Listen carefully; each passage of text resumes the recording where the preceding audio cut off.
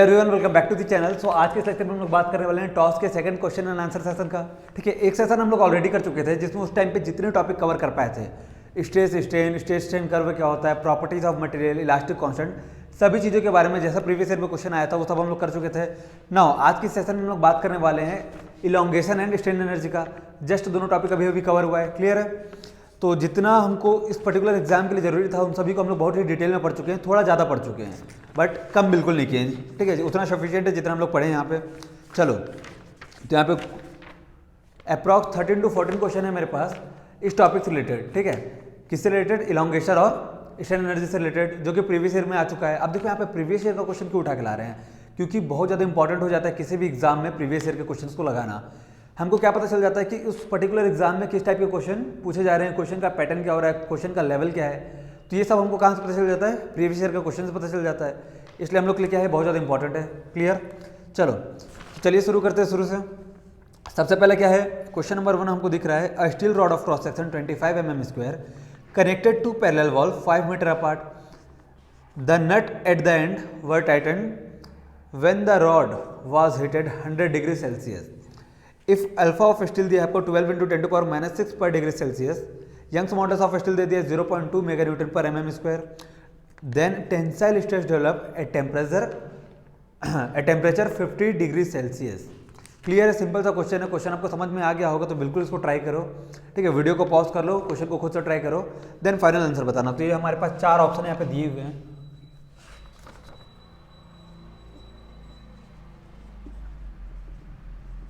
Option A क्या बोल रहा है, 80 Newton per mm square. Option B बोल रहा है 100 न्यूटन पर mm स्क्वायर।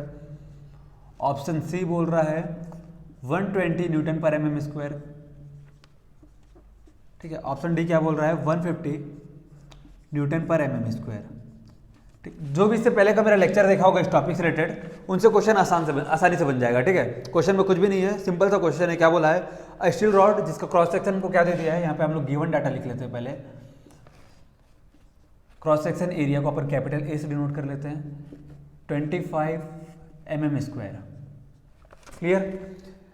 क्या बोल रहा है, at 25 mm square bar is connected. ठीक है, ऐसा कोई बार है जो कि क्या है, वॉल से कनेक्ट है। ये 2 पैरेलल वॉल हो गए। ठीक है, जो कि क्या है 5 मीटर अपार्ट है। मतलब कि जो बार का लेंथ है वो क्या हो गया, जो बार का लेंथ है वो हो गया 5 मीटर। हमको mm में कन्वर्ट कर लेना है। ठीक है, mm में क्यों कन्वर्ट कर रहे हैं, क्योंकि हम लोग एरिया को भी mm में रखें। क्लियर है? चलो, और क्या बोला इसके बाद ये बोला है कि जो बार का एंड है उसको नट से यहाँ पे टाइट करके रखा गया है। मतलब कि ये जो बार है वो वॉल पे फिक्स हो गया। क्लियर? कब? जब इसका टेम्परेचर कितना था, 100 डिग्री सेल्सियस था। ठीक है, जब टेम्परेचर कितना था, 100 डिग्री सेल्सियस। मतलब कि हमारा इनिशियल टेम्परेचर हमको दिया हुआ है, तो यहाँ पे TI लिख लेते हैं, 100 डिग्री सेल्सियस दिया हुआ है। क्लियर है? अल्फा दे दिया है, स्टील का अल्फा दे दिया हमको 12 × 10⁻⁻6 पर डिग्री सेल्सियस। क्लियर है? यंग्स मॉडल्स की वैल्यू भी दे दी है। यंग्स मॉडल्स की वैल्यू कितनी दी हुई है, 0.2 mega newton per mm square. चलो, इस मेगा न्यूटन को भी न्यूटन पर mm स्क्वायर में कर लेते हैं। क्यों? क्योंकि हमको जो आंसर है वो न्यूटन पर mm स्क्वायर में चाहिए। कर लो यहीं पर, तो 0.2 इंटू में मेगा की जगह क्या आ जाएगा, 10⁻6 आ जाएगा, then Newton per mm square. Clear है यहाँ तक? ठीक है, सिंपल सा था। चलो, अब पूछा क्या है, हमको ये पूछा है कि इस बार में स्ट्रेस कितना आएगा जब इस बार का जो टेम्परेचर है वो 50 डिग्री सेल्सियस पे हो। तो ये TI था, और TF मतलब कि फाइनल टेम्परेचर कितना दे दिया हमको, 50 डिग्री सेल्सियस दे दिया है। ठीक है, चलो सबसे पहले तो ये देख लेते हैं कि इस बार में स्ट्रेस कैसा आएगा, कंप्रेसिव या फिर टेंसाइल। तो देखो, इनिशियली टेम्परेचर कितना था, 100 डिग्री। उसके बाद क्या हो रहा है, 50 डिग्री, मतलब कि टेम्परेचर डाउन हो रहा है। अब हमको क्या पता है, जैसे जैसे टेम्परेचर डाउन होगा ये बार क्या चाहेगा, श्रिंक होना चाहेगा, कॉन्ट्रैक्ट होना चाहेगा। ठीक है, ये बार क्या चाहेगा, इसका लेंथ जो हो वो टेम्परेचर गिरने के बाद कुछ इतना हो जाए, है ना। ये जो इनिशियल लेंथ था उससे थोड़ा कम हो जाए। बट हमको क्या पता है, हमको क्वेश्चन में दिया है कि जो बार का एंड है वो नेट के थ्रू यहाँ पे टाइट है, मतलब कि बार क्या है, फिक्स है। तो अब ये क्या करेगा, ये जो वॉल है या फिर जो नट है वो इसमें टेंसाइल फोर्स लगा के इसको अपनी तरफ खींच के रखेगा। ठीक है, ये क्या नहीं होने देगा, इसको कॉन्ट्रैक्ट या फिर श्रिंक नहीं होने देगा। जो भी इसमें चेंज इन लेंथ आ रहा है उसको कैंसिल कर देगा। कौन? ये नट। क्लियर है? तो देखो, इस कंडीशन के हम लोग ऑलरेडी देख चुके थे। अब देखो, ये क्या चाह रहा था, इसका लेंथ कम हो जाए, बट जो टेंसाइल ये नेट है वो क्या किया, टेंसाइल फोर्स लगाया और इसका जो लेंथ है उसको बिल्कुल भी कम नहीं होने दिया, चेंज होने नहीं दिया। ठीक है, मतलब कि रेजिस्टिव फोर्स जो लग रहा था वो क्या लग रहा था, टेंसाइल लग रहा था, जो कि नेट के थ्रू लग रहा था। जब फोर्स टेंसाइल है तो इसमें स्ट्रेस कैसे आने वाला है, टेंसाइल स्ट्रेस आने वाला है, क्लियर है। ऑलरेडी हम देख चुके हैं जब जब टेम्परेचर कम होता है तब तब क्या होता है, टेंसाइल होता है, जब जब टेम्परेचर बढ़ जाता है तब तब क्या होता है, कंप्रेसिव होता है। ठीक है, इस पर्टिकुलर केस में। चलो अब देखो, हमको क्या पता है कि जो भी लेंथ आने वाला था, जो भी फ्री इलोंगेशन आने वाला था, उसको जो ये वॉल है वो क्या कर लिया, प्रिवेंट कर लिया। मतलब हम लोग लिख सकते हैं क्या, फ्री इलोंगेशन जो भी आने वाला था, free elongation is equal to elongation prevented, है ना, क्योंकि नेट उसको क्या कर दिया है, प्रिवेंट करके रखा है, इलोंगेट नहीं होने दिया, इलोंगेशन प्रिवेंटेड। तो हमको क्या पता है, फ्री इलोंगेशन किसके कारण आने वाला है, चेंज इन टेम्परेचर के कारण आने वाला है। क्या होता है ये, L alpha del T, L alpha del T. ठीक है, और ये इलोंगेशन प्रिवेंटेड किसके कारण होने वाला है, ये इस बात के कारण जो टेंसाइल फोर्स लग रहा है उसके कारण होने वाला है, जो कि एक्सियल फोर्स है। एक्सियल फोर्स के लिए क्या होता है, पी एल अपॉन में ए ई, ऑलरेडी हमको पता है ना। देखो एल यहाँ भी है, एल यहाँ भी है, दोनों का वैल्यू सेम होगा, कट कर दो, कोई दिक्कत नहीं है। हमको चाहिए क्या, हमको चाहिए स्ट्रेस। क्वेश्चन में क्या पूछा है, स्ट्रेस निकालने पूछा है। स्ट्रेस क्या होता है, पी बाई ए, यही होता है स्ट्रेस। चलो तो यहाँ पे देखो, अगर मैं ई को इधर ट्रांसफर कर दूँ तो क्या मिलेगा मेरे को, ई इंटू में अल्फा इंटू में change in temperature equal to P by A, which is stress. Clear, E की वैल्यू हमको दी है क्वेश्चन में, यहाँ पे हम लोग लिख लेते हैं स्ट्रेस इक्वल टू क्या हो गया, ई की वैल्यू दी है 0.2 इंटू में 10 के पावर 6 न्यूटन पर एम एम स्क्वायर। अल्फा की वैल्यू भी दी हुई है 12 इंटू में 10 के पावर -6। ठीक है, चेंज इन टेम्परेचर 100 और 50, तो यहाँ पे कितना आ गया, 50 आ गया, 100 माइनस 50 कर दिया, तो क्लियर है, सब कुछ मिल गया। अब देखो ये कैंसिल हो गया इससे, क्लियर है, क्या आ रहा है देखो, अब इस 0.2 को 50 के साथ इंटू कर दूंगा तो कितना मिलेगा, 25 मिलेगा। तो यहाँ पे क्या आ गया, 10 मिलेगा ना, 10 मिलेगा। 0.2 इंटू में 50 यानी कि 10 आ गया, यहाँ पे 12, तो 10 इंटू में 12 कितना होगा, 120 होगा, 120 न्यूटन पर एम एम स्क्वायर। ऑप्शन में दिख रहा है क्या, 120 न्यूटन पर एम एम स्क्वायर, हाँ भाई दिख रहा है, ऑप्शन सी है। क्लियर, तो हमारा करेक्ट आंसर क्या होने वाला है, ऑप्शन सी। क्लियर है क्वेश्चन। चलो अब इसके बाद देखते हैं सेकंड क्वेश्चन। ये बोल रहा है A1 and A2 are cross section area of bronze and copper bar of equal length. ठीक है, दो बार है, एक ब्रॉन्ज है एक कॉपर है, दोनों का क्या दे दिया हमको, एरिया दे दिया A1 और A2। देन इसके बाद क्या बताया कि दोनों का जो लेंथ है वो भी इक्वल है। ठीक है, उसके बाद बोल रहा है sigma 1 and sigma 2 are their respective stresses due to load P। मतलब कि दोनों में क्या लग रहा है, P फोर्स लग रहा है जिसके कारण स्ट्रेस आ रहा है। सिग्मा 1 एंड सिग्मा 2 जो कि क्या है, जिसका एरिया 1 होगा उसके लिए सिग्मा 1 है, जिसके लिए एरिया 2 है उसके लिए सिग्मा 2 है। क्लियर ना। इसके बाद क्या बोल रहा है कि जो भी लोड है उसको P1 एंड P2 शेयर कर रहे हैं। तो क्या बोला है इसमें, कुछ कुछ कंडीशन दिया, देख लेते क्या है। ऑप्शन ए आपको बोल रहा है sigma 1 divide by sigma 2 is equal to E1 divide by E2। ठीक है,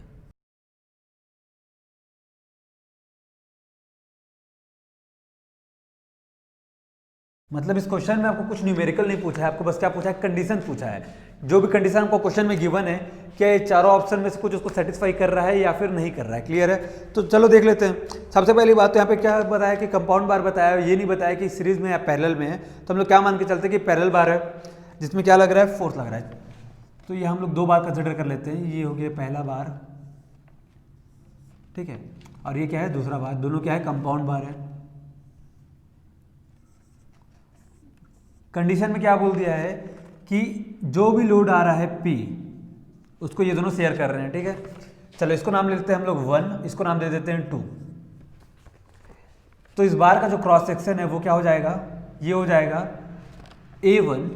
सेम इस बार का जो क्रॉस सेक्शन वो क्या हो जाएगा, A2। क्लियर है, दोनों का लेंथ सेम है। अब इसके लिए A1 है तो इसको नाम दे देंगे हम लोग E1, इसको नाम दे देंगे हम लोग A2। क्लियर है, इसके कारण जो भी लोड आने वाला है इसको बोल देंगे हम लोग P1, इसमें जो भी लोड आने वाला है उसको दे देंगे नाम P2। क्लियर है, यही क्वेश्चन बोला है। P1 क्या है, हमारा ब्रॉन्ज है। ठीक है, तो ये कौन सा हो गया, ब्रॉन्ज हो गया, और ये हो गया कॉपर, जैसा कि क्वेश्चन में गिवन है। क्लियर है? तो क्वेश्चन समझ में आ गया क्या बोला है? अब देखो हम लोग ऑलरेडी इस टाइप का केस कर चुके हैं, ठीक है, हम लोग ऑलरेडी इस टाइप का केस देख चुके थे। किसके लिए? कंपाउंड बार के लिए। क्या क्या होता है? दो कंडीशन हमको याद रखना था। क्या क्या था? सबसे पहली बात तो दोनों में जो भी इलॉन्गेशन आना है उसकी वैल्यू क्या होगी? बराबर होगी, क्योंकि क्या है? कंपाउंड बार है। इस फोर्स के कारण दोनों में सेम अमाउंट में क्या आएगा? इलॉन्गेशन आएगा। जो भी चेंज इन लेंथ होगा दोनों में इक्वल अमाउंट में होने वाला है। क्लियर है? तो सबसे पहला कंडीशन हमको क्या मिलता है यहाँ से कि del 1 is equal to del 2, ठीक है। दूसरा कंडीशन क्या मिला था? दूसरा कंडीशन हम लोग ये देखे थे कि जो भी फोर्स लग रहा है यानी कि ये P, उसको ये दोनों बार क्या करेंगे? आपस में बांट लेंगे। बराबर बांटेंगे जरूरी नहीं है, बट बांट लेंगे। मतलब कि P इक्वल टू क्या हो जाएगा? P1 plus P2। क्लियर है? चलो ये दोनों कंडीशन हमको पता है। चलो देख लेते हैं ऑप्शन में क्या क्या दिया है, क्या क्या चीज इसको सेटिस्फाई कर रहा है। सबसे पहले क्या बोल रहा है? स्ट्रेस 1 अपॉन में stress 2 equal to Young's modulus of 1 Young's modulus of 2। अब देखो हमको इस क्वेश्चन में क्या बोल दिया है कि दोनों का बार का जो लेंथ है वो क्या है? इक्वल है, पता है। तो चलो इस बार के लिए स्ट्रेन क्या हो जाएगा? इस बार के लिए स्ट्रेन मतलब कि एप्सिलॉन 1 ये हो जाएगा change in length of 1 upon में ओरिजिनल लेंथ ऑफ 1, ठीक है। सेम एप्सिलॉन 2 क्या हो जाएगा? चेंज इन लेंथ 2 अपॉन में लेंथ 2। अब देखो चेंज इन लेंथ दोनों में क्या है? बराबर है। मतलब ये जो चेंज इन लेंथ 1 होगा ये किसके बराबर होने वाला है? चेंज इन लेंथ 2 के बराबर होने वाला है। क्लियर है? और हमको ये भी पता है क्या चीज़ कि दोनों का जो लेंथ है वो भी बराबर है। ऑलरेडी हमको क्वेश्चन में गिवन था। तो इसका ये मतलब हो गया कि ये इन दोनों का अगर मैं रेशियो निकाल दूं तो क्या मिलेगा? हमको 1 मिलेगा, क्योंकि दोनों बराबर है, ठीक है। ये पूरा पूरा कैंसिल हो जाएगा आपस में। तो हमको क्या मिला? एप्सिलॉन 1 अपॉन में एप्सिलॉन 2 इज इक्वल टू 1। यानी कि अगर मैं इस 2 को इधर ट्रांसफर कर दूं तो एप्सिलॉन 1 इज इक्वल टू क्या है? एप्सिलॉन 2। क्लियर है? ये मिला। नाउ देखो एप्सिलॉन 1 इक्वल टू एप्सिलॉन 2 है। थोड़ा सा यहाँ पे इसको इरेज कर लेते हैं।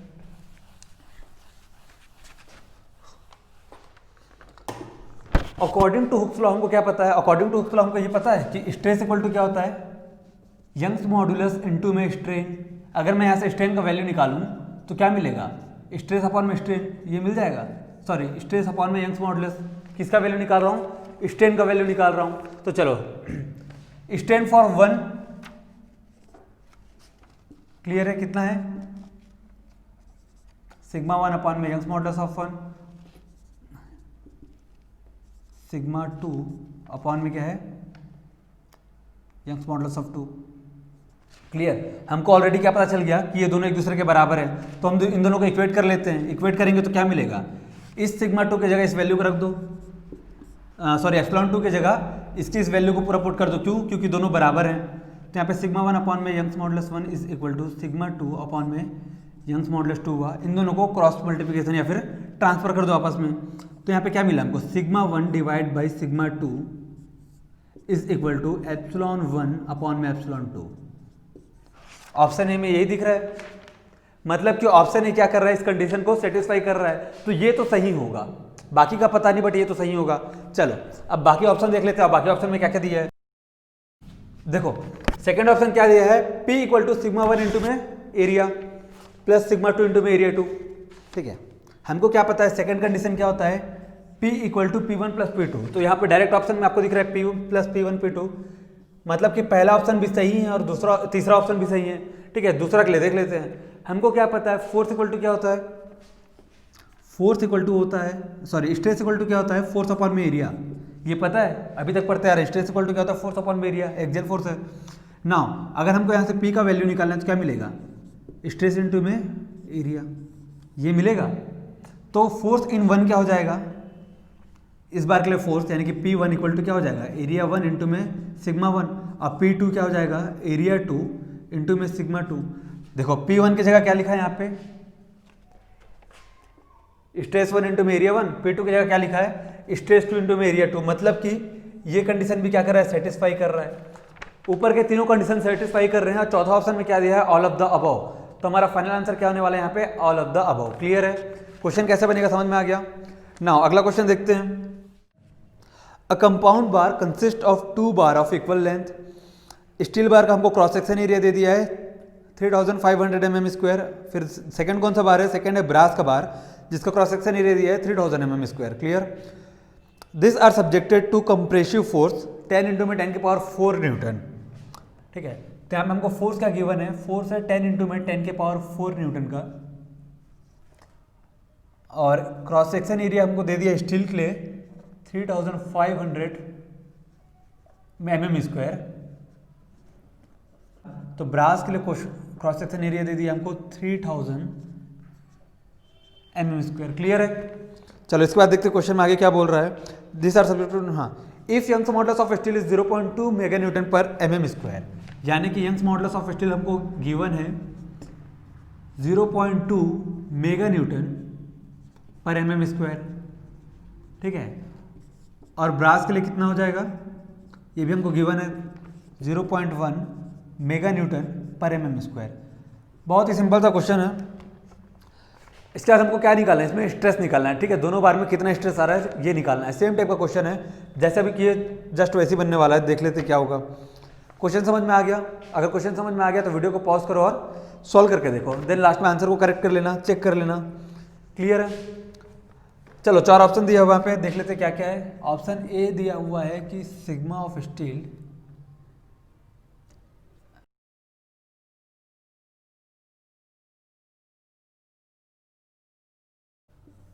क्लियर। तो 4 ऑप्शन हमको दिया है, क्वेश्चन पूरा कंडीशन हमको दे दिया था। सॉल्व कैसे करना है ये देख लो। सबसे पहले क्या बोला है, कंपाउंड बार का बात कर लिया है ना, तो ये बताया कि सीरीज है या फिर पैरेलल, कुछ नहीं बताया है। तो हम लोग क्या मान के चलते हैं कि ये भी पैरेलल बार है। क्लियर। तो देखो क्या बोला है, दोनों का बार का लेंथ इक्वल है, क्रॉस सेक्शन एरिया दोनों का दिया हुआ है। तो यहाँ पे पहले बार को ड्रॉ कर लो। ये हमारा स्टील हो गया और ये ब्रास का बार हो गया। क्लियर। दोनों में क्या लग रहा है, कंप्रेसिव लोड लग रहा है। तो एक काम करते हैं, इस बार हम लोग हैंग नहीं करते हैं इसको, इस बार को हम लोग क्या कर लेते हैं, ग्राउंड पे सब्जेक्ट कर लेते हैं। ठीक है, ये जो दोनों बार है वो क्या है, ग्राउंड पे रखा हुआ है और इनके ऊपर क्या लग रहा है, कंप्रेसिव फोर्स लग रहा है। ठीक है, कंप्रेसिव फोर्स कितना का लग रहा है, 10 इंटू में 10 के पावर 4 न्यूटन का। क्लियर।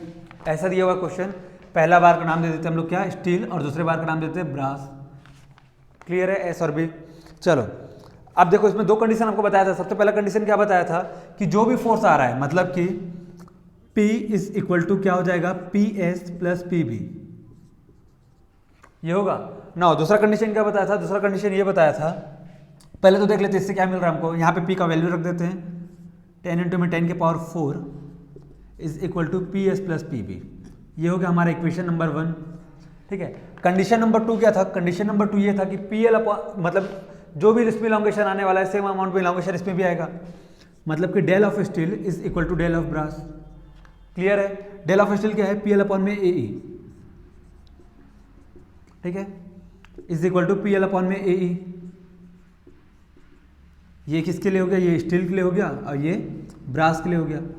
क्लियर है। देखो यहाँ पे हमको क्या क्या दे दिया, हमको क्रॉस सेक्शन एरिया दे दिया, यंग्स मॉडुलस दे दिया, दोनों का लेंथ बराबर है। तो लेंथ हम लोग डायरेक्ट यहाँ पे क्या कर सकते हैं, कट कर सकते हैं। ठीक है, क्योंकि जो लेंथ इसका है सेम लेंथ इसका भी है। क्लियर। चलो इसको आगे देख लेते हैं और क्या होगा। P को P रहने दो, P ये स्टील का था तो PS कर दिए। क्रॉस सेक्शन एरिया कितना दिया है, 3.5 इंटू में 10 का पावर 3। क्लियर है। इंटू में क्या होगा, Young's modulus, Young's modulus of steel हमको दिया हुआ है 0.2 इंटू में 10 के पावर 5, सॉरी 10 के पावर 6। क्लियर है, इक्वल टू PB यानी कि ब्रास के लिए, ब्रास का 3 इंटू में 10 के पावर 3 इंटू में 0.1 इंटू में 10 के पावर 6। क्लियर है। पूरे इक्वेशन को हम लोग लिख लिए। देखो जो जो कैंसिल हो रहा है कर दो। यहाँ पे 10 के पावर 6 है, ये इससे कैंसिल हो जाएगा। यहाँ पे 10 के पावर 3 है, ये इससे कैंसिल हो जाएगा। क्या क्या बचा, ऊपर में बच रहा है PS और नीचे में क्या बच रहा है, 3.5 है और यहाँ पे क्या है 0.2, मतलब कि 0.7 यहाँ बचा। इक्वल टू में क्या हो जाएगा PB और यहाँ क्या बच रहा है, 3 बच रहा है। 3 इंटू में 0.1 बच रहा है। ठीक है, तो क्या हो जाएगा, ये 0.3 हो जाएगा। क्लियर है। चलो तो यहाँ पे क्या मिला हमको, इस 0.3 का इंटू यहाँ हो जाएगा, तो ये हो गया हमारा 0.3 PS is equal to 0.7 PB। ये हो गया हमारा इक्वेशन नंबर 2। नाउ हमारे पास 2 इक्वेशन है, इक्वेशन 1 और इक्वेशन नंबर 2।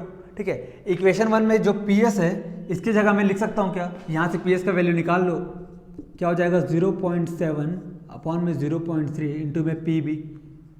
ठीक है, या फिर इसको और कैसे लिख सकते हैं, दोनों में 0.0 पॉइंट है, दोनों को हम लोग कैंसिल कर सकते हैं, क्या मिलेगा P S equal to 7/3 P B, लिख सकते हैं ऐसा।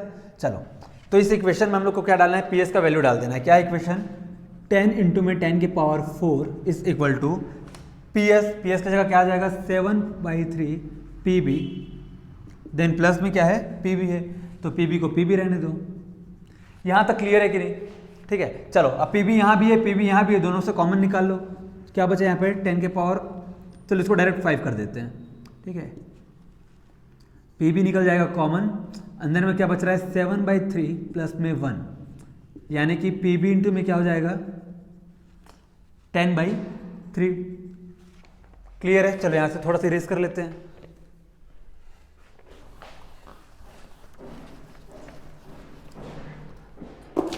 क्लियर, तो देखो क्या मिल रहा है हमको यहाँ पे 10 के पावर 5 मिल रहा है इज इक्वल टू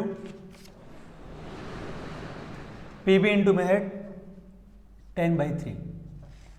अब यहां से हम लोग पी बी का वैल्यू निकाल सकते हैं, बिल्कुल निकाल सकते हैं। इस 10 से यहाँ पे -1 कर दो, क्या बचा P B is equal to 3 into में 10 के पावर 4। क्लियर है? हमको क्या मिल गया, हमको पी बी मिल गया। अब इस पी बी के वैल्यू से हम लोग यहाँ पे क्या निकाल सकते हैं, पी एस निकाल सकते हैं, आराम से निकाल सकते हैं। क्या है देखो, पी एस दिया है 7/3 इंटू में पी बी है 3 इंटू में 10 के पावर 4।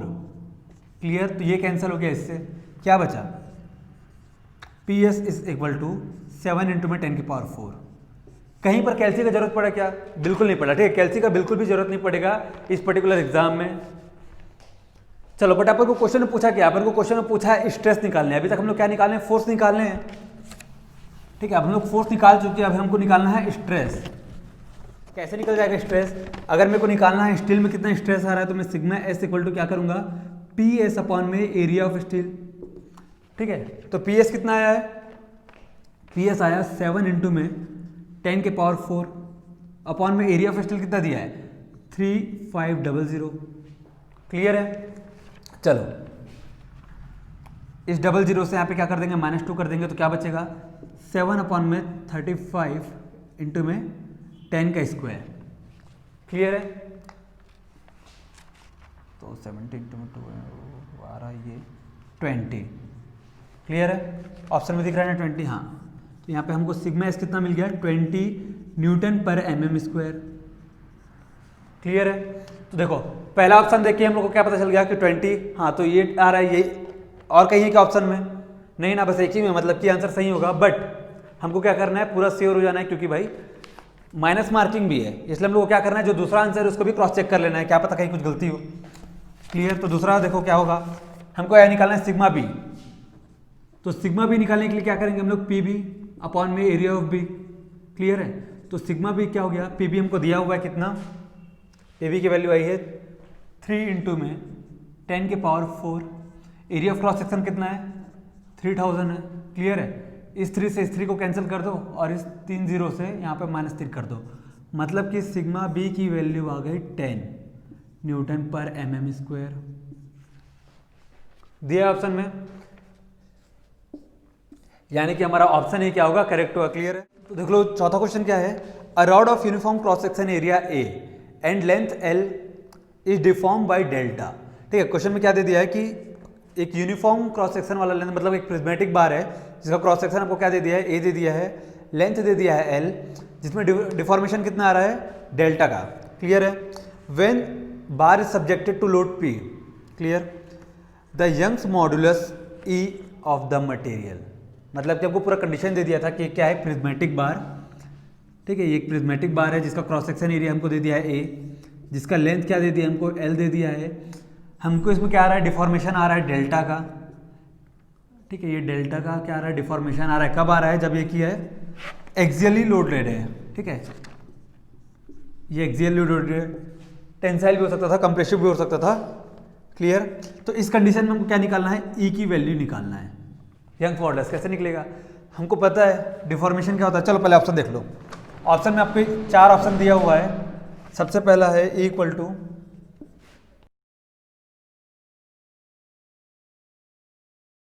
क्लियर। तो यहाँ 4 ऑप्शन दिया है। अब देखो ऑप्शन देख के आपको समझ गया होगा कौन सा फॉर्मूला लगने वाला है। इलोंगेशन के लिए हम लोग कौन सा फॉर्मूला निकालते हैं, एक्सियल फोर्स है तो डेल होगा PL अपॉन में AE।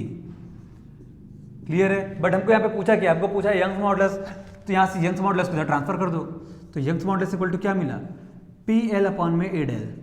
एक बार बस क्वेश्चन को देखते साथ ही आंसर आपका आ जाता। क्लियर है। देखो किसमें है, PL अपॉन में A del, option number B दिख रहा है करेक्ट। क्लियर है। सिंपल सा क्वेश्चन था। इस टाइप के क्वेश्चन आपको पूछे जाएंगे डायरेक्ट, जो कि आपको बस देखते साथ बनने वाला है। क्लियर। चलो अब बात कर लेते हैं स्ट्रेन एनर्जी के लिए किस टाइप के क्वेश्चन पूछे गए हैं। तो देखो यहाँ क्वेश्चन नंबर 1 में आपको क्या दिख रहा है, क्वेश्चन नंबर 5 होगा हमारा, लेकिन स्ट्रेन एनर्जी का क्वेश्चन नंबर 1 है। The strain energy stored in a solid is given by. ठीक है, strain energy stored in a solid is given by. 4 option इसके लिए भी आपको दिख रहे हैं। देख लेते हैं कैसे कैसे ऑप्शन है। ऑप्शन ए दिया है आपको स्ट्रेस इंटू में स्ट्रेन इंटू में वॉल्यूम। ठीक है। ऑप्शन बी दिया है स्ट्रेस इंटू में स्ट्रेन इंटू में area of cross section. Option C दिया है 0.5 स्ट्रेस इंटू में स्ट्रेन इंटू में मूवमेंट ऑफ इनर्शिया। और ऑप्शन डी दिया है 0.5 स्ट्रेस इंटू में स्ट्रेन इंटू में वॉल्यूम।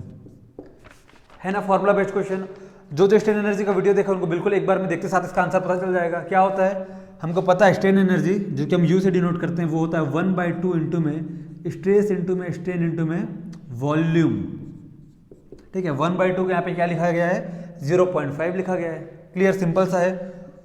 0.5 इंटू में स्ट्रेस इंटू में स्ट्रेन इंटू में वॉल्यूम। क्लियर। चलो अगला क्वेश्चन देख लो। अगला क्वेश्चन क्या बोल रहा है, a bar of L metre long and having area of cross section capital A is subjected to gradually applied tensile force W। ठीक है। The strain energy stored in a bar is given by. Simple सा question है। Gradual load के लिए हमको condition दिया है, किसका निकालना है, स्ट्रेन एनर्जी का वैल्यू निकालना है। ये भी पूरा फॉर्मूला बेस्ड क्वेश्चन है। ऑप्शन देखोगे, ऑप्शन देखते साथ आपको आंसर बन जाएगा। क्लियर है। तो 4 ऑप्शन है, यहां मैं ऑप्शन लिख दे रहा हूं।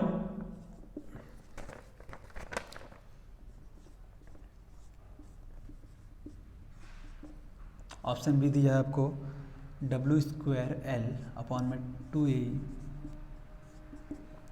ऑप्शन सी क्या दिया है, WL अपॉन में 2AA। और ऑप्शन डी है WL अपॉन में AE। सिंपल सा क्वेश्चन है। डायरेक्ट आपको क्या देखा, ऑप्शन देखना है, ऑप्शन देखते साथ आपको बन जाएगा अगर आप पढ़े हो तो। ठीक है। तो ये क्वेश्चन का आंसर आप लोग बताओगे। ठीक है।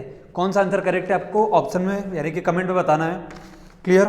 चलो अगला क्वेश्चन देखते हैं। अगला क्वेश्चन में क्या बोल रहा है, strain energy per unit volume of a solid circular shaft under axial torsion.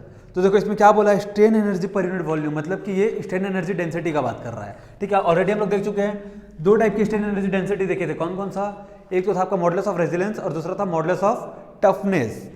क्या होता है ये strain energy density, strain energy density मतलब कि U अपॉन में V।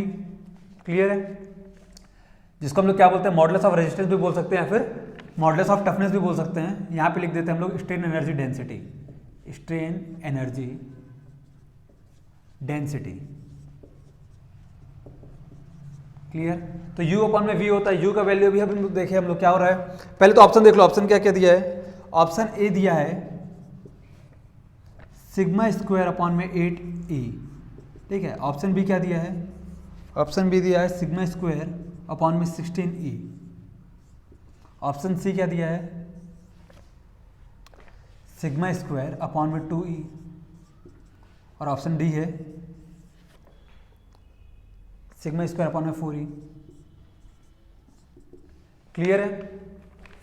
ये 4 आपको क्या दे दिए, ऑप्शन दे दिए। तो सिंपल सा क्वेश्चन है, बस आपको क्या देखना है, फॉर्मूला देखना है। फॉर्मूला मैं ऑलरेडी आपको बता चुका हूँ क्या होता है स्ट्रेन एनर्जी का फॉर्मूला। स्ट्रेन एनर्जी का फॉर्मूला होता है, टोटल 4 फॉर्मूला देखे थे हम लोग। ठीक है। 4 फॉर्मूला देखे थे किसके लिए, स्ट्रेन एनर्जी के लिए। सबसे पहला क्या था, हाफ इंटू में P इंटू में डेल, ये पहला फॉर्मूला था। दूसरा क्या था, दूसरा हमको मिला था P PL² अपॉन में 2AE। क्लियर है। तीसरा फॉर्मूला क्या मिला था, σ² अपॉन में 2E इंटू में वॉल्यूम। क्लियर। अब फोर्थ फॉर्मूला क्या मिला था जिसको हम लोग अभी अभी देखे हैं, 1/2 इंटू में स्ट्रेस इंटू में स्ट्रेन इंटू में वॉल्यूम। क्लियर। 4 फॉर्मूला मिले थे स्ट्रेन एनर्जी के लिए। तो एक बार देखो ऑप्शन को देख के हमको कौन सा फॉर्मूला उठाना चाहिए, ये वाला उठाना चाहिए। क्या पूछा है, strain energy per unit volume. कर लो। स्ट्रेन एनर्जी का फॉर्मूला है σ² अपॉन में 2E और इंटू में क्या है, वॉल्यूम है, डिवाइड बाई वॉल्यूम। क्लियर। तो ये वॉल्यूम से वॉल्यूम कैंसिल हो जाएगा, तो हमको आंसर क्या दिख रहा है, ये दिख रहा है σ² अपॉन में 2E। सिंपल सा क्वेश्चन, ऐसे ही सिंपल क्वेश्चन आते हैं आपके SSC JEE के एग्जाम में। क्लियर है। बस आपको क्या देखना है, आपको फंडा पता होना चाहिए, फॉर्मूला पता होना चाहिए, ट्रिक पता होना चाहिए, बस देखते साथ आंसर आपका बनेगा। बिल्कुल भी टाइम टेकिंग नहीं है। ठीक है। तो अगला क्वेश्चन आपको दिख रहा है, क्या बोल रहा है, strain energy due to axial force is given by. 4 option है आपके पास, कौन कौन से देख लेते हैं। ऑप्शन ए बोल रहा है स्ट्रेस इंटू में स्ट्रेन। ऑप्शन बी क्या बोल रहा है, P इंटू में डेल। ऑप्शन सी बोल रहा है σ² अपॉन में 2E। ठीक है। ऑप्शन डी क्या है, ऑप्शन डी है 1/2 P इंटू में डेल। क्लियर। क्वेश्चन क्या बोल रहा है, strain energy due to axial force is given by. देखो क्वेश्चन में कहीं भी मेंशन नहीं किया कि जो एक्सियल फोर्स है वो कैसा है, क्या वो ग्रेजुअल है, सडन है या फिर इम्पैक्ट है। जब आपको कुछ भी चीज मेंशन ना करे तो याद रखना कि वो किसका बात कर रहा है, वो ग्रेजुअल का बात कर रहा है। ठीक है। ग्रेजुअल का केस का बात कर रहा है। अब ग्रेजुअल के केस में क्या होने वाला है, स्ट्रेन एनर्जी होता है वर्क डन, पता है हमको। वर्क डन क्या होता है, फोर्स इंटू में डिफ्लेक्शन। बट यहाँ पे क्या बात कर रहा है, कोई कंडीशन नहीं दिया इस क्वेश्चन में, कोई कंडीशन नहीं दिया, मतलब कि ग्रेजुअल लोड का बात कर रहा है। ग्रेजुअल लोड के लिए हम लोग क्या करते हैं, जो पी की वैल्यू है उसको एवरेज लेते हैं। ग्रेजुअल लोड मतलब लोड धीरे धीरे इंक्रीज हो रहा है, पहले 0 था, फिर बढ़ते गया, लास्ट में क्या हो गया, पी वैल्यू मिला, तो हमको इसका एवरेज लेना है। तो एवरेज कैसे निकलेगा, 0 + P डिवाइड बाई 2 यानी कि P/2। मतलब कि इस लोड की जगह हम लोग को क्या रखना है, P/2 रखना है इंटू में डेल। क्लियर है। जब ग्रेजुअल का क्वेश्चन तब क्या होगा आंसर, P/2 इंटू में डेल। ऑप्शन कहीं दिख रहा है, ऑप्शन ए क्या है, ऑप्शन ए तो नहीं है, बिल्कुल भी नहीं है। ऑप्शन बी क्या है, ऑप्शन बी इस पर्टिकुलर केस के लिए तो नहीं है ना, जब हमको कुछ कंडीशन नहीं दिया। अगर सडन दिया रहता तो एक बार ऑप्शन बी होता। ऑप्शन सी क्या होता, भैया जस्ट हम लोग देखे स्ट्रेन डेंसिटी है, बच रहा है ऑप्शन डी 1/2 P इंटू में डेल। यही क्या है, हमारा स्ट्रेन एनर्जी है ड्यू टू एक्सियल लोड। ठीक है, ग्रेजुअल एक्सियल लोड। चलो अगला देख लेते हैं। अगला क्वेश्चन क्या बोल रहा है, strain energy due to sudden load. ठीक है। अगला क्वेश्चन क्या बोल रहा है, strain energy due to sudden load. देखो इससे पहले वाले में कोई लोड के बारे में नहीं बताया था, खाली एक्सियल लोड बोला था। इस बार क्या बोल दिया है, सडन लोड बोल दिया। इस बार हमको कंडीशन दे दिया सडन लोड का। तो हमको क्या पता, सडन लोड मतलब जितना भी लोड है वो ग्रेजुअली नहीं लग रहा, मतलब धीरे धीरे नहीं लग रहा। अगर हमको 30 किलोमीटर का लोड लगाना है तो हम लोग 0 फिर 10 फिर 10 फिर 10 ऐसा नहीं करने वाले, चुपचाप से 30 किलोमीटर का लोड एक बार में रखेंगे। ठीक है। तो उस कंडीशन में जो वर्क डन होता है P इंटू में डेल, P को हम लोग क्या रखेंगे, P को हम लोग सीधा का सीधा P रखेंगे, एवरेज वैल्यू नहीं रखेंगे। क्लियर है। क्यों, क्योंकि जितना भी फोर्स हम लोग उसको एक बार में लगा रहे हैं। तो इस कंडीशन में क्या मिलेगा हमको, सडन लोड के कंडीशन में जो स्ट्रेन एनर्जी आने वाला है वो क्या आएगा, P इंटू में डेल। क्लियर। सेम ऑप्शन दिख रहा था उसके लिए भी आपको। तो इस पर्टिकुलर केस में जो आपका ऑप्शन होगा वो होगा ऑप्शन नंबर बी। क्लियर। इस पर्टिकुलर क्वेश्चन के लिए ऑप्शन नंबर बी होगा। क्यों, क्योंकि इसमें क्या बोला है, सडन लोड कंडीशन दे दिया है। क्लियर। चलो ये अगला क्वेश्चन देख लेते हैं। ठीक है। तो देख लो क्वेश्चन नंबर 10 क्या बोल रहा है। क्वेश्चन नंबर 10 ये बोल रहा है कि a simply supported beam of span L, flexor rigidity कितना दे दिया है, EI दे दिया है, carry a unit point load. ठीक है। एक क्या है, एक सिंपली सपोर्टेड बीम है जिसका लेंथ दे दिया है L, फ्लेक्सर रिजिडिटी EI, इसको याद रखना फ्लेक्सर रिजिडिटी बोलते हैं, carry a unit point load at it centre. मतलब कि जो सिंपली सपोर्टेड बीम है उसके सेंटर पे क्या लग रहा है, पॉइंट लोड लग रहा है जिसका वैल्यू क्या है, यूनिट है। हमको स्ट्रेन एनर्जी बताना है इस बीम पे ड्यू टू मूवमेंट। क्लियर है। सिंपल सा क्वेश्चन। चलो इस क्वेश्चन में सबसे पहले तुम लोग क्या देखो, ड्रॉ कर लेते हैं simply supported beam. Simply supported beam मतलब कि इसके फ्री एंड पे क्या होगा, सिंपली सपोर्टेड होगा। ये हो गया A, ये हो गया B। हमको इस बीम का लेंथ दे दिया कितना, L। ठीक है। फ्लेक्सर रिजिडिटी कितना दे दिया, EI दे दिया, तो इसको EI रहने दो, कोई दिक्कत नहीं है। क्लियर। नाउ इसके सेंटर पे क्या लग रहा है, यूनिट लोड लग रहा है। देखो अब हम लोग को जब भी इस टाइप का क्वेश्चन दिया, सबसे पहले क्या करना है, ये रिएक्शन जो है ना RA RB इसको फाइंड करना है। दो सपोर्ट दिया है, दो सपोर्ट के कारण क्या लगेगा, एक रिएक्शन लगेगा अपवर्ड डायरेक्शन में, तो इसकी वैल्यू फाइंड करनी है। इसकी वैल्यू कैसे फाइंड करते हैं वो हम लोग शियर फोर्स और बेंडिंग मोमेंट जब पढ़ेंगे ना तब देख लेंगे। बट ये देखो इस केस में हम लोग को पूरा ट्रिक याद रखने की जरूरत नहीं है, बस सिंपल सा चीज याद रखो, कभी भी सिंपली सपोर्टेड का केस है कभी भी सिंपली सपोर्टेड बीम है और उसके सेंटर पे कोई फोर्स लग रहा है तो याद रखना जो दोनों रिएक्शन है वो क्या करेंगे, उस फोर्स को आपस में बराबर बराबर बांट लेंगे। क्या बोला मैं कि अगर सिंपली सपोर्टेड केस में सेंटर पे कोई लोड लग रहा है, सेंटर पे जितना भी लोड लग रहा होगा उस लोड को दोनों रिएक्शन क्या करेंगे, आपस में बांटेंगे बराबर बराबर। मतलब कि R A is equal to क्या होने वाला है, यहाँ पे आर बी होने वाला है, जो कि क्या करेगा इस टोटल लोड को यानी कि 1 को बराबर बराबर बांट लेंगे। तो आर ए की वैल्यू भी आ गई 1/2, आर बी की वैल्यू भी आ गई 1/2 आ गई। क्लियर। अब हमको क्या बोला है, स्ट्रेन एनर्जी निकालना है ड्यू टू मूवमेंट। तो देखो इस बार को मैं दो पार्ट में वो कर लेता हूँ, कंसिडर कर लेता हूँ। सबसे पहला हो गया यहाँ तक L/2, ठीक है, फिर ये क्या हो गया L/2 हो गया। हमको टोटल स्ट्रेन एनर्जी निकालना है। तो एक बात बताओ, अगर मैं केवल इस सेक्शन का मतलब यहाँ पे कहीं सेक्शन काट लेता हूँ x, इस सेक्शन पे क्या निकालूंगा, इस फोर्स के कारण जो भी मूवमेंट आ रहा है उसके लिए स्ट्रेन एनर्जी निकालूंगा, मतलब कि U1। ठीक है, मैं क्या कर रहा हूँ, यहाँ पे एक x डिस्टेंस पे सेक्शन काट लिया हूँ x, ठीक है। इस सेक्शन पे इस फोर्स के कारण जो भी मूवमेंट आ रहा होगा उसके लिए क्या निकालूंगा, स्ट्रेन एनर्जी निकालूंगा। सेम अमाउंट पे अगर मैं बात करूँ, यहाँ पे एक सेक्शन दूसरा काट लूँ x, यहाँ पे इसके कारण सेम मूवमेंट आएगा। क्यों? क्योंकि लोड भी सेम है, डिस्टेंस भी सेम है, तो मूवमेंट की वैल्यू भी सेम होगी। बार का EI भी सेम है, मतलब कि इसमें जो भी स्ट्रेन एनर्जी आएगा उसका भी वैल्यू सेम होगा। तो अगर मैं ऐसा करूँ कि खाली यहाँ का मूवमेंट स्ट्रेन एनर्जी निकाल लूँ और उसको इंटू में 2 कर दूँ तो पूरा का पूरा बीम के लिए निकल जाएगा। क्लियर है। तो यहाँ पे क्या पता चल गया हमको, U1 इक्वल टू U2 होने वाला है, ये तो पता चल गया। तो हमको टोटल U निकालना है, तो क्या करना पड़ेगा, U1 प्लस U2। ठीक है, U2 भी क्या है, U1 है, तो U1 इक्वल प्लस U1 हो गया। तो क्या मिला हमको, U निकाल के 2 इंटू में U1। ठीक है, किसी भी एक साइड का क्या निकाल लूंगा, मैं स्ट्रेन एनर्जी निकाल लूंगा, देन उसको 2 से मल्टीप्लाई कर दूंगा तो हमको क्या मिल जाएगा, टोटल स्ट्रेन एनर्जी मिल जाएगा। चलो सबसे पहले तो हम लोग यहाँ पे U निकाल लेते हैं, U1 निकाल लेते हैं।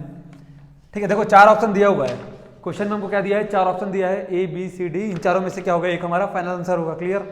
चलो तो U1 क्या हो जाएगा, यहाँ पे U1 हो जाएगा, हमको क्या पता है, बेंडिंग मोमेंट के कारण स्ट्रेन एनर्जी का फॉर्मूला पता है, क्या होता है, m²।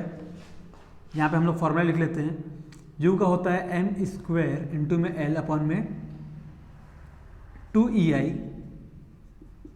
क्लियर।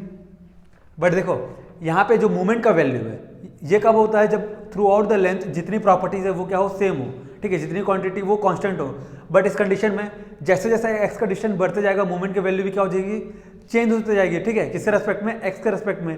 तो हमको सबसे पहले क्या निकालना पड़ेगा, इस स्ट्रिप के लिए, ठीक है, या फिर इस सेक्शन के लिए मूवमेंट निकालना पड़ेगा। देन उसको इंटीग्रेट करना पड़ेगा 0 से लेके L/2 तक। तो ये हो गया 0 से लेके L/2। ठीक है, mx का स्क्वायर, mx क्या है, mx इस पॉइंट का मूवमेंट इंटू में dx, लेट की इसका लेंथ क्या होगा, dx होगा, इस सेक्शन का लेंथ, अपॉन में क्या है 2EI। क्लियर है। फॉर्मूला हम लोग ऑलरेडी देख चुके हैं, जो नहीं देखा है वो स्ट्रेन एनर्जी का यूनिट देख चुका है, मतलब देख सकता है जस्ट प्रीवियस वीडियो में। क्लियर। तो U1 यहाँ से क्या मिला हमको, जो जो कांस्टेंट है उसको बाहर निकाल दो, 1/2EI को बाहर कर दो। अंदर में क्या बच रहा है, 0 से लेके L/2। L/2 क्यों, 0 लेंथ यहाँ पे है और हमको कहाँ तक कंसिडर करना है, इसके हाफ तक का। क्लियर है। अंदर में बच रहा है mx का स्क्वायर इंटू में dx। mx की वैल्यू क्या होगी, देखो इस सेक्शन पे हमको क्या निकालना है, बेंडिंग मोमेंट निकालना है, यानी कि mx निकालना है। क्या होगा, हमको पता है बेंडिंग मोमेंट क्या होता है, फोर्स इंटू में परपेंडिकुलर डिस्टेंस। इस पॉइंट पे फोर्स कौन सा अप्लाई हो रहा है, केवल RA हो रहा है, तो RA इंटू में x। ठीक है, RA की वैल्यू तो हमको ऑलरेडी पता है, RA की वैल्यू पता है ना 1/2, तो क्या हो जाएगा यहाँ पे 1/2 इंटू में x। मूवमेंट क्या आया इस पॉइंट पे, RA इंटू में x, यानी कि 1/2 इंटू में x लगा लो। तो यहाँ पे U इक्वल टू क्या मिल रहा है, U1 इक्वल टू 1/2EI। ठीक है, 0 से लेके L तक 1/2 का स्क्वायर, सॉरी x/2। ठीक है, 1/2 इंटू में x है तो x/2 लिख सकते हैं इसको। तो यहाँ पे हो गया स्क्वायर इंटू में dx। क्लियर है, यहाँ तक बहुत सिंपल था। Then 1/2EI। ठीक है, जैसे हम लोग ब्रैकेट करेंगे क्या हो जाएगा, इसको स्क्वायर को अपन ओपन करेंगे तो x²/4 होगा, 4 फिर से कांस्टेंट हो जा रहा था इसलिए 4 को फिर से बाहर ले आओ, तो 1/4। अंदर में क्या बच रहा है, ये L/2 है, 0 से लेके L/2 x² इंटू में dx।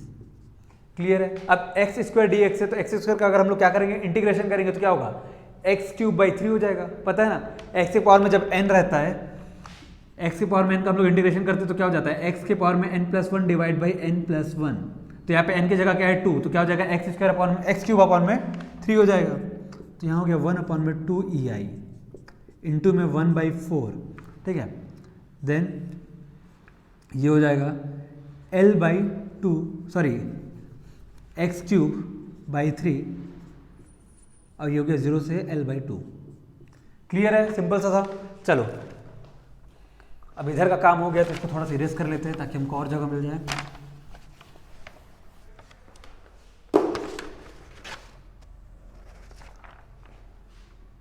U1 is equal to 1 upon में 2 EI इंटू में 4 यानी कि 1 अपॉन में 8 EI। क्लियर है। 3 को भी बाहर कर लेते हैं। जैसे हम लोग क्या 3 को बाहर कर लेंगे 1/3 मिल जाएगा और अंदर में क्या बचेगा एक्स क्यूब बच जाएगा, एक्स क्यूब L/2 0। क्लियर है। अभी तक लिमिट नहीं लगा है, लगा लो लिमिट। U इक्वल टू क्या आने वाला है 1 अपॉन में 24 ही है, ठीक है। एक्स क्यूब है, अब यहाँ पे लिमिट लगा देंगे तो क्या हो जाएगा L/2 का क्यूब माइनस में 0 का cube. So U1 equal to क्या मिलने वाला है हमको, L का पावर 3 है तो L की पावर 3 को L की पावर 3 ही रखो और यहाँ पे क्या हो जाएगा 24 इंटू में EI। अब 2 का क्यूब क्या होता है 8 होता है, तो 8 रख दो। So U1 equal to L cube upon में 8 इंटू में 24 कर लो, कितना हो जाएगा, ठीक है। क्या हो जाएगा ये 24 इंटू में 8 मतलब कि 192 EI। क्लियर है। U1 कितना मिला हमको, U1 मिला है L क्यूब अपॉन में 192 EI। तो हमको टोटल E निकालना था, टोटल E क्या है, टोटल U निकालना था, मतलब टोटल स्ट्रेन एनर्जी पूरे बार के लिए हम देख चुके क्या होगा 2 इंटू में U1 होगा, ठीक है। U1 केवल इतने दूर के लिए था, अब हमको U2 निकालना है, मतलब टोटल U निकालना है, मतलब टोटल निकालना पड़ेगा। टोटल निकालने के क्या करेंगे हम लोग, जो भी वैल्यू है इसको 2 से इंटू करने वाले हैं। तो U इक्वल टू क्या हो जाएगा 2 इंटू में L क्यूब अपॉन में 192 EI। क्लियर। देख लो क्या होने वाला है L क्यूब अपॉन में 96 EI, ठीक है। सो U की वैल्यू क्या आई L क्यूब अपॉन में 96 EI की ऑप्शन में दिख रहा है क्या, ऑप्शन नंबर C। क्लियर है, ठीक है। तो ऑप्शन नंबर C क्या होगा हमारा करेक्ट आंसर होगा। चलो अगला क्वेश्चन देखते हैं, अगला क्वेश्चन में क्या बोल रहा है, ठीक है। तो क्वेश्चन आपको स्क्रीन पे दिख रहा है, क्या बोल रहा है क्वेश्चन में, a composite bar of steel and copper is heated then bar will be under, ठीक है। एक कंपोजिट बार है, कौन कौन सा, स्टील और कॉपर का, जो कि क्या हो रहा है हीट कर रहे हैं, मतलब कि टेम्परेचर राइज कर रहे हैं। तो उस बार में क्या आने वाला है, टेंशन आएगा, शियर आएगा, टॉर्सन आएगा या फिर नन ऑफ द अबव, ठीक है। क्या दिया आपको ऑप्शन में, टेंशन। क्वेश्चन था कि कंपोजिट बार है स्टील और कॉपर का, जिसको क्या कर रहे हैं हम लोग एक साथ हीट कर रहे हैं, ठीक है। लेट की क्या है ये पैरेलल का केस होगा, क्योंकि कुछ कंडीशन दिया नहीं तो हम लोग क्या मान लेते हैं कि पैरेलल का केस है, एक है स्टील बार दूसरा है कॉपर बार, ठीक है। इसको क्या कर रहे हैं हम लोग, टेम्परेचर बढ़ा रहे हैं, टेम्परेचर बढ़ाने के कारण बार पे क्या आएगा, टेंशन, शियर, टॉर्सन या फिर none of the above. Simple सा क्वेश्चन है, अगर आप लोग मेरा प्रीवियस वीडियो देखे हो तो क्वेश्चन आपसे बन जाएगा, ठीक है। तो क्वेश्चन को इसको खुद से ट्राई करो, इसका आंसर आप मेरे को कमेंट में बताओ क्या होने वाला है। क्लियर, तब तक हम लोग क्या करते हैं आगे बढ़ते हैं। अगला क्वेश्चन क्या बोल रहा है, the strain energy store in a spring when subjected to greatest load, ठीक है। थोड़ा समझना यहाँ पे, इसको मैं इरेज करता हूँ। क्या है question number 12, the strain energy store in a spring when is subjected to greatest load without being permanent deformation या फिर permanently distorted is called. Simple सा क्वेश्चन है, आपको देखो पहले ऑप्शन दे दिया है। ऑप्शन क्या है, स्टिफनेस,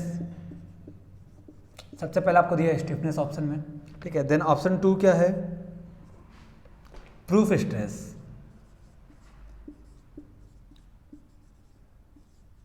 ठीक है। ऑप्शन सी दिया है proof resilience, proof resilience, and option D दिया है टफनेस, क्लियर, सिंपल सा क्वेश्चन था। The strain energy stored in a spring subjected to maximum या फिर greatest load without being permanently distorted. Permanently distorted मतलब कि वो कहाँ है, अभी तक परमानेंटली डिस्टॉर्टेड जोन में नहीं गया, मतलब उसमें प्लास्टिक डिफॉर्मेशन नहीं आ रहा। प्लास्टिक डिफॉर्मेशन नहीं आ रहा है मतलब कि वो कहाँ पे है अभी, इलास्टिक लिमिट पे, मतलब इलास्टिक जोन के अंदर है। क्लियर, ये हमारा क्या था, कर्व था, यहाँ तक था limit of proportionality, then elastic zone, उसके बाद आता है यील्डिंग पॉइंट जो कि क्या हो जाता है, ये पूरा प्लास्टिक जोन पे चले जाता है। ठीक है, इसके बाद पूरा प्लास्टिक जोन चले जाएगा। ठीक है, ये होगा हमारा एंडिंग पॉइंट जहाँ पे फ्रैक्चर हो रहा है। तो क्वेश्चन में कुछ इस टाइप का बोला है कि जो हमारा स्प्रिंग है वो ग्रेटेस्ट लोड पे है तब तक जब तक इसमें परमानेंट डिफॉर्मेशन नहीं आ रहा। परमानेंट डिफॉर्मेशन इस पॉइंट के बाद आना स्टार्ट हो जाता है। ठीक है, तो इस पॉइंट पे नहीं आया है, मतलब इस पॉइंट के बाद नहीं गया है, वो इस पॉइंट के अंदर है और मैक्सिमम लोड का कंडीशन पे, मतलब कि इसी पॉइंट पे। ठीक है, इलास्टिक लिमिट पे ही है। इलास्टिक लिमिट वाले केस पे क्या होगा, मैक्सिमम लोड होगा। ठीक है, तो बताओ क्या होने वाला है इसके लिए, आपका जो आंसर है स्ट्रेन एनर्जी। हम लोग ऑलरेडी बात किए थे, इलास्टिक लिमिट के अंदर अगर क्या होता है स्ट्रेन एनर्जी होता है तो उसको हम लोग रेजिलेंस बोलते हैं। ठीक है, स्ट्रेन एनर्जी के अंदर मतलब इलास्टिक लिमिट के अंदर स्ट्रेन एनर्जी को क्या बोलते हैं हम लोग, रेजिलेंस बोलते हैं। और रेजिलेंस की मैक्सिमम वैल्यू को क्या बोलते हैं हम लोग, प्रूफ रेजिलेंस। ठीक है, तो यहाँ पे ऑप्शन आपको दिख रहा है प्रूफ रेजिलेंस, तो यही सही होगा। क्यों, क्योंकि इलास्टिक लिमिट के अंदर मैक्सिमम वैल्यू यहीं पर आएगा ना, रेजिलेंस का मैक्सिमम वैल्यू यहीं पर आने वाला है, यहीं पर जो आएगा उसको क्या बोलेंगे हम लोग, प्रूफ रेजिलेंस बोलेंगे। क्लियर, तो देखो स्टिफनेस तो पता ही होता ही नहीं, क्योंकि स्टिफनेस क्या होता है पता है हमको, फोर्स अपॉन में डेल होता है। क्लियर, बाकी टफनेस तो हमको पता है। सेम क्वेश्चन में अगर क्या बोल देता, टिल फ्रैक्चर बोल देता। ठीक है, जो यहाँ पे बोला है ना परमानेंट डिफॉर्मेशन से पहले, परमानेंटली डिफॉर्मेशन नहीं आ रहा है ये बोला है, उसी की जगह क्या बोलता कि फ्रैक्चर से पहले तक का, तो क्या हो जाता, वो टफनेस हो जाता। क्लियर, ये क्वेश्चन आपको कितने बार आ चुका है, 2018 में आया हुआ था क्वेश्चन। क्लियर है, चलो उसके बाद ठीक है, तो क्वेश्चन नंबर देखो 13 क्या बोल रहा है, among the following identify the dimensionless quantity. ठीक है, डायमेंशनलेस क्वांटिटी कौन सा है इनमें से, सबसे पहला ऑप्शन क्या आपको दिया है, स्ट्रेस दिया है। ऑप्शन में बी आपको दिया है स्ट्रेन। ऑप्शन सी आपको दे दिया है यंग्स मॉडुलस, यंग्स मॉडुलस। और ऑप्शन डी क्या दिया हुआ है आपको, रेजिलियंस दिया हुआ है।